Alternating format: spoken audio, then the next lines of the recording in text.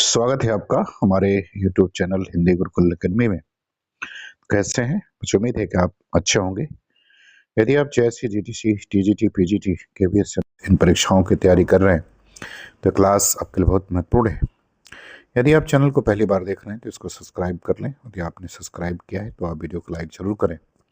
तो चलिए शुरू करते हैं आज की क्लास। पहला सवाल देखते हैं क्या कह रहा है। पहला सवाल कह रहा है कि निम्नलिखित में कौन सा वृंदावन लाल वर्मा कृत नहीं है।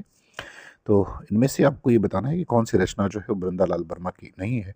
ए मृगनयनी, बी प्रभावती, सी गढ़कुंडार और डी झांसी की रानी।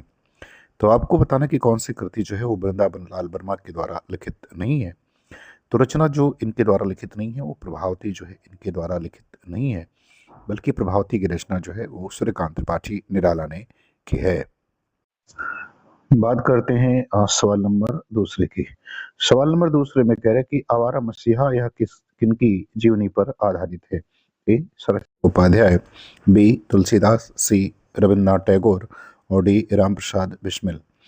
तो आपको दूसरे प्रश्न का उत्तर बताना है कि इसका सही उत्तर क्या होगा।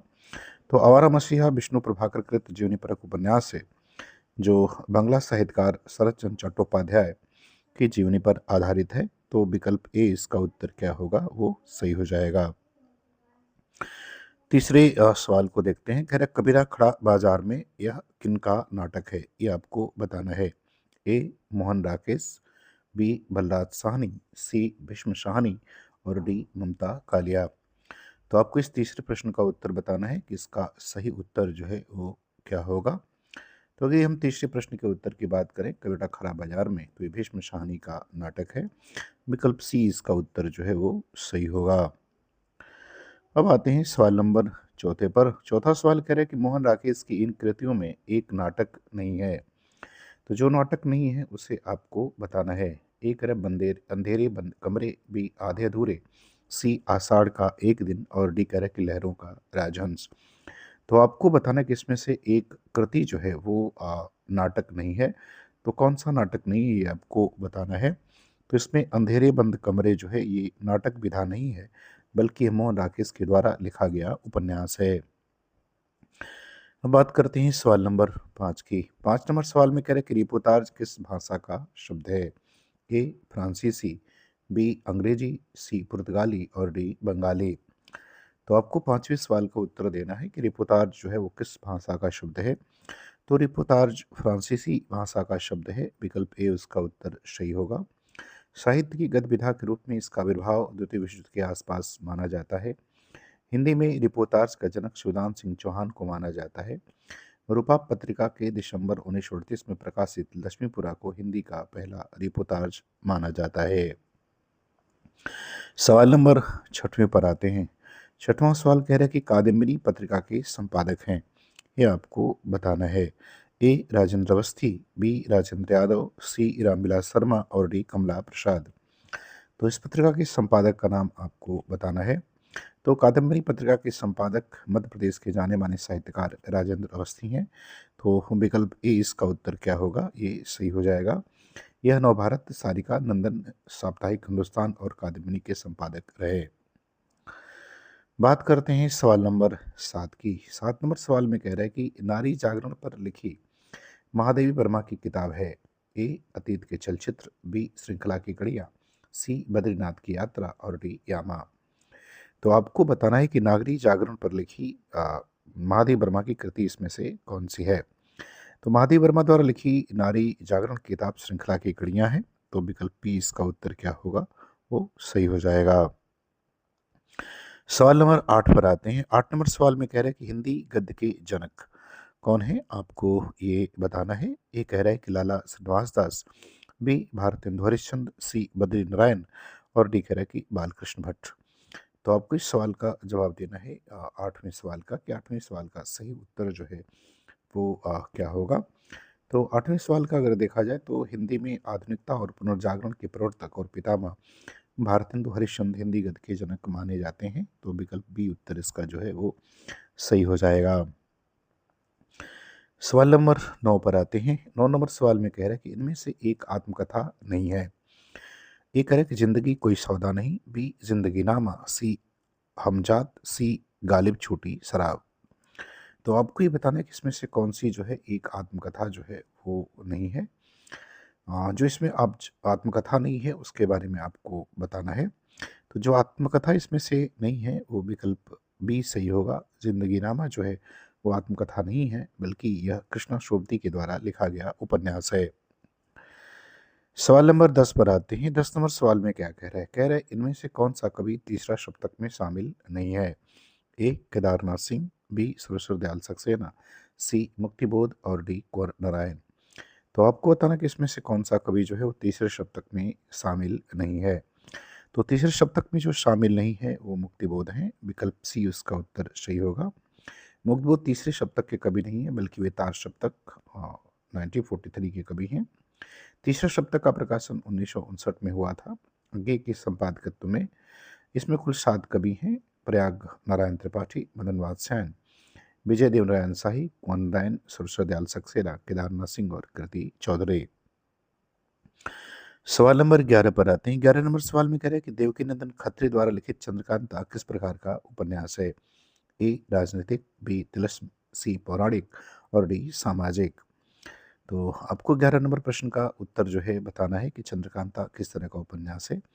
तो देवकीनंदन खत्री द्वारा लिखित वो उपन्यास चंद्रकांता तिलस्मी एवं अयारी उपन्यास की श्रेणी में आता है। तो विकल्प बी इसका उत्तर जो है वो सही हो जाएगा।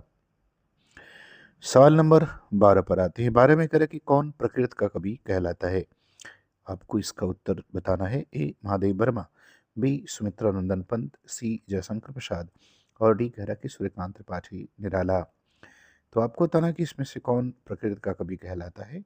तो पंत को जो है प्रकृत का कवि कहा जाता है। विकल्प बी उत्तर जो है इसका क्या होगा वो सही हो जाएगा। जयशंकर प्रसाद को प्रेम और सौंदर्य का कवि, सूर्यकांत त्रिपाठी निराला को ओज अवदात और विद्रोह का कवि, जबकि महादेव वर्मा को आधुनिक युग की मीरा तथा रहस्यवादी कवित्री कहा जाता है। सवाल नंबर 13 पर आते हैं।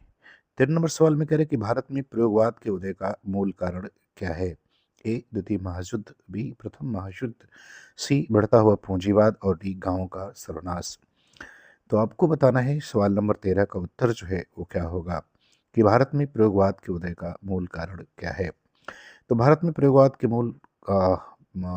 के उदय का मूल कारण जो है वो बढ़ता हुआ पूंजीवाद है।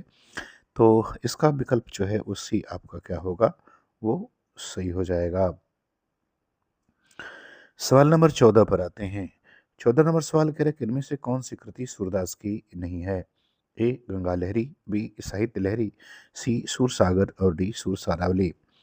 तो आपको बताना कि कौन सी कृति जो है वो सूरदास के द्वारा लिखित नहीं है। तो गंगा लहरी जो है ये सूरदास के द्वारा लिखित नहीं है। विकल्प ए सही होगा। यह रचना जो है वो पद्माकर के द्वारा लिखित है। 15 नंबर सवाल पर आते हैं। कह रहे हैं कि इनमें से एक रामधारी सिंह दिनकर की रचना नहीं है। ए. कुरुक्षेत्र, बी. करुणालय, सी. परशुराम की प्रतिज्ञा और डी. सामधेनी। तो कौन सी रचना रामधारी सिंह दिनकर की नहीं है उसके बारे में आपको बताना है। तो करुणालय जो है वो इनकी रचना नहीं है। विकल्प बी उत्तर इसका सही हो जाएगा। ये प्रसाद की रचना है और यह एक गीत नाट्य है। करुणालय में कवि ने राजा हरिश्चंद्र व विश्वामित्र की कथा का वर्णन किया है। सवाल नंबर 16 पर आते हैं। 16 नंबर सवाल में कह रहे हैं कि कौन सा शासक दादू के उपदेशों से अत्यधिक प्रभावित था? ए. अकबर, बी. बाबर, सी. शाहजहां और डी. जहांगीर। तो आपको बताना कि कौन जो है वो दादू के उपदेशों से अत्यधिक प्रभावित रहा है। तो अगर इसका उत्तर देखा जाए तो अकबर जो है दादू दयाल के उपदेशों से अत्यधिक प्रभावित रहा है। तो विकल्प ए उत्तर इसका क्या होगा वो सही हो जाएगा। सवाल नंबर 17 को देखते हैं। 17 में कह रहे कि निम्नलिखित में से कौन संत कवि नहीं है? ए. सुंदरदास, बी. धर्मदास, सी. नरोत्तम दास और डी. दादू। तो आपको बताना कि कौन इसमें से संत कवि जो है वो नहीं है। तो अगर इसका उत्तर देखा जाए तो विकल्प सी जो है वो आपका सही हो जाएगा। नरोत्तम दास जो है वो संत कवि नहीं है। तो 17 का सी उत्तर जो है वो सही होगा। अब आते हैं सवाल नंबर 18। कर हिंदी का सर्वप्रथम प्रकाशित पत्रिका है। ये आपको बताना है। ए. जागृत भारत, बी. उदंत मार्तंड, सी. जनवाणी और डी. उदयमान भारती। तो आपको बताना है कि इसमें हिंदी की पहली प्रकाशित पत्रिका जो है वो कौन है। तो पत्रिका का नाम उदंत मार्तंड है, विकल्प बी उत्तर इसका सही होगा। यह 30 मई 1826 को कलकत्ता से प्रकाशित होने वाली एक साप्ताहिक पत्रिका थी। इसके संपादक कानपुर निवासी पंडित जगल किशोर थे। इस पत्र में खड़ी बोली का मध्यदेशी भाषा के नाम से उल्लेख किया गया। इसके प्रकाशन दिन को आधार मानकर 30 मई को राष्ट्रीय हिंदी पत्रकारिता दिवस मनाया जाता है। सवाल नंबर 19 पर आते हैं। कह रहे गा कोकिल वर्षा पावकण, यह पंक्ति किनकी है? ए जयशंकर प्रसाद, बी महादेव वर्मा, सी स्मितरंजन पंत और डी सूर्यकांत त्रिपाठी निराला। तो आपको बताना है कि ये पंक्ति जो है किसके द्वारा लिखित है, इसका उत्तर आपको देना है।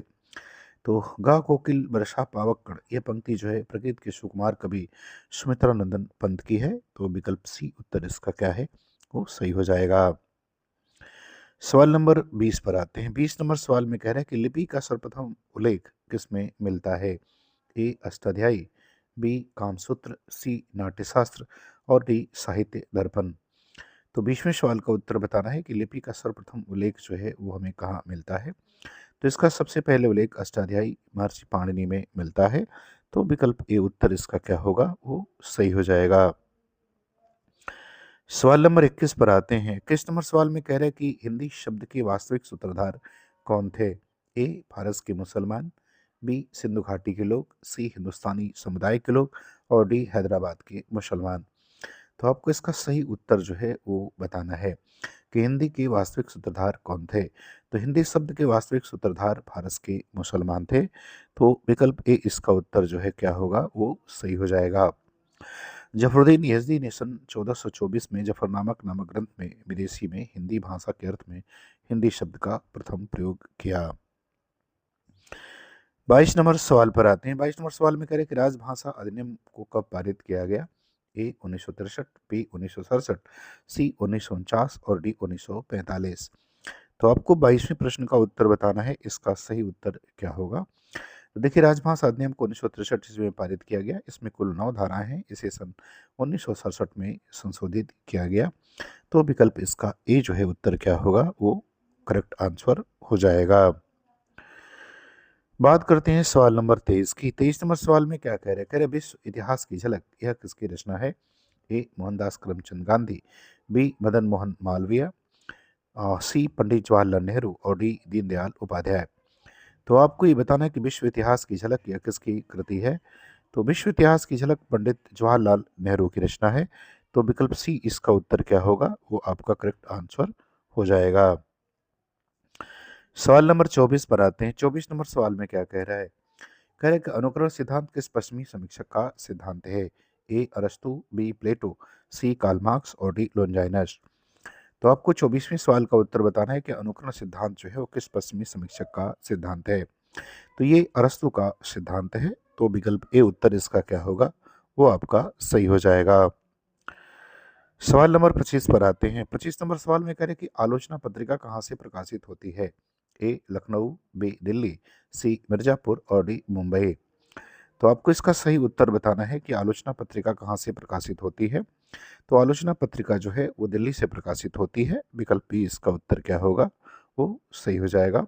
यह एक त्रैमासिक पत्रिका है। 26 नंबर सवाल पर आते हैं। कह रहे कि आचार्य हजारी प्रसाद द्विवेदी के बचपन का नाम क्या था, ये आपको बताना है। ए वैद्यनाथ प्रसाद, बी वैद्यनाथ दुबे, सी वैद्यनाथ द्विवेदी और डी वैद्य विनोद द्विवेदी। तो आपको 26वें प्रश्न का उत्तर बताना है, इसका सही उत्तर क्या होगा। तो हजारी प्रसाद द्विवेदी के बचपन का नाम वैद्यनाथ द्विवेदी है। तो विकल्प सी जो है इसका उत्तर क्या होगा, वो आपका करेक्ट आंसर हो जाएगा। अब हम बात करते हैं सवाल नंबर 27। 27 नंबर सवाल में कह रहे हैं किस रचनाकार को हिंदी साहित्य का बापू कहा गया है? ए महात्मा गांधी, बी सियाराम शरण गुप्त, सी माखनलाल चतुर्वेदी और डी मैथिली शरण गुप्त। तो आपको बताना है कि किस रचनाकार को हिंदी साहित्य का बापू कहा जाता है, ये आपको बताना है। तो हिंदी साहित्य का बापू सियाराम शरण गुप्त को कहा जाता है। विकल्प बी इसका उत्तर क्या होगा, वो सही हो जाएगा। सवाल नंबर 28 पर आते हैं। 28 नंबर सवाल में कह रहे कि यौवन के द्वार पर निबंध के लेखक कौन है? ए डॉक्टर नगेंद्र, बी नामवर सिंह, सी निर्मला जैन और डी अज्ञे। तो आपको 28 नंबर प्रश्न का उत्तर बताना है, इसका सही उत्तर क्या होगा। तो यौवन के द्वार पर निबंध के लेखक डॉक्टर नगेंद्र हैं। विकल्प ए उत्तर इसका क्या होगा, वो सही हो जाएगा। सवाल नंबर 29 पर आते हैं। 29 नंबर सवाल में कह रहे हैं कि यादें यूरोप की किस रचनाकार की यात्रा रचना है? ए धर्मवीर भारती, बी काका कालेलकर, सी राहुल सांकृत्यायन और डी रामदास मिश्र। तो आपको इस 29वें प्रश्न का उत्तर बताना है कि यादें यूरोप की किस रचनाकार की यात्रा रचना है। तो ये धर्मवीर भारती का यात्रा वृत्तांत है। विकल्प ए उत्तर इसका क्या होगा? वो करेक्ट आंसर हो जाएगा। सवाल नंबर 30 पर आते हैं। कह रहे कि गलत युग्म कौन सा है? तो इसमें से जो गलत युग्म है उसको आपको पहचान करनी है। ये कह रहा आवारा मसीहा शरतचंद, बी बाबूजी नागार्जुन, सी अग्निशेतु नजरुल इस्लाम, जिन्होंने जीना जाना मैथिली शरणगुप्त। तो आपको बताना कि इसमें से कौन सा युग्म जो है वो असंगत है। तो जो असंगत युग्म है वो विकल्प डी जो है ये इसमें असंगत है, ये संगत नहीं है। जिन्होंने जीना जाना में प्रसिद्ध साहित्यकारों की जीवनी है और इसके लेखक जगदीश चंद्र माथुर हैं।